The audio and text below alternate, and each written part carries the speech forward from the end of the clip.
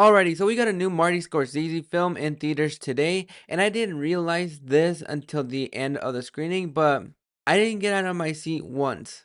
That's really surprising.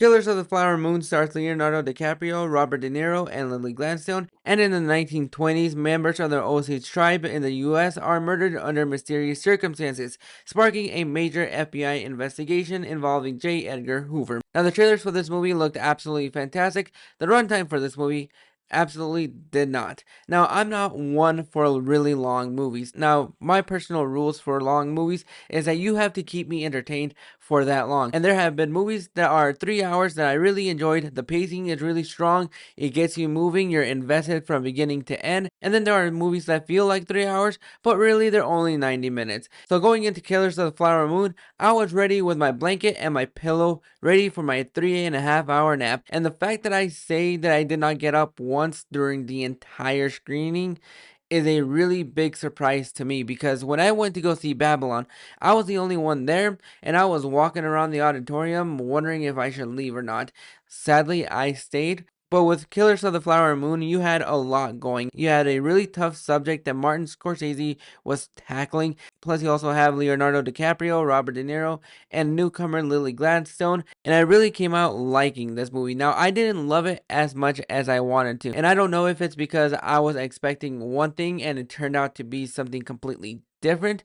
But that is just going to be me, and for me personally, this is just going to be a one-time watch. The performances in this movie are absolutely fantastic, and that is not really me saying much, because when you have Academy Award-winning caliber in a Martin Scorsese movie, you know exactly what kind of performance you're going to get. But when it comes to Lily Gladstone, I really fell in love with her character. She was absolutely the heartbeat of this movie, and the movie really kind of revolves mostly around her and Leonardo DiCaprio's character's relationship. I really enjoyed it whenever they were on screen, because I thought they had absolutely wonderful chemistry from beginning to end. You buy into their love, you buy into the chemistry, and the relationship that starts to build is really what holds this movie together. And that's really what this movie is mostly about. It's just a relationship between Leonardo DiCaprio and Lily Gladstone. Plus, you also have the relationship between Leonardo DiCaprio and Robert De Niro, who is a really scummy man. So at times you kind of had that little tug of war, and that is the really strong fraction that holds this movie together. It's a relationship between Robert De Niro and Leonardo DiCaprio, and seeing if one's going to betray the other and what really the roles are in this movie. But I went into this movie expecting a crime drama thriller where we have members of this Osage tribe being murdered. Going into this movie, I kind of figured it would be kind of a revenge tale, kind of, where Leonardo DiCaprio is going out to find out who's actually killing these members of the tribe and just hunting them down.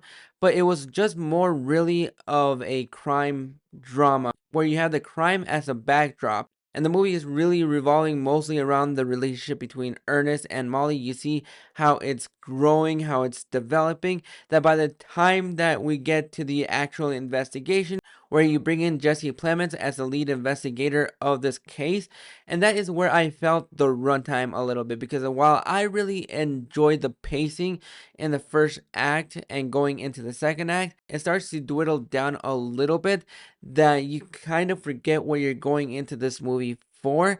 And while I think this movie absolutely looks beautiful, it looks wonderful, the performances are absolutely fantastic, and it is a heavy subject matter. So this movie really isn't going to get the attention of a lot of people, and at times it is a little bit haunting. There are a lot of images in this movie that will not leave your brain by the time that this movie ends. And especially when it comes down to Robert De Niro's characters and what he is trying to do, that is where this movie kind of holds its own and really fleshes that out a little bit more.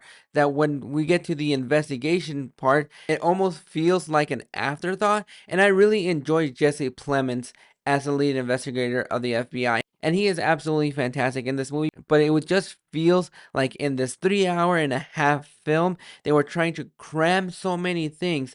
And mind you, I haven't read the books, so I don't know what's in the book. I'm not sure how much of it is actually dedicated to what's going on. but you do feel the runtime and the pacing at times is a little bit slow. So if you're somebody that isn't into the slow moving crime dramas, this movie is not going to be for you because it is extremely slow and there are a lot of things that aren't going to be for you.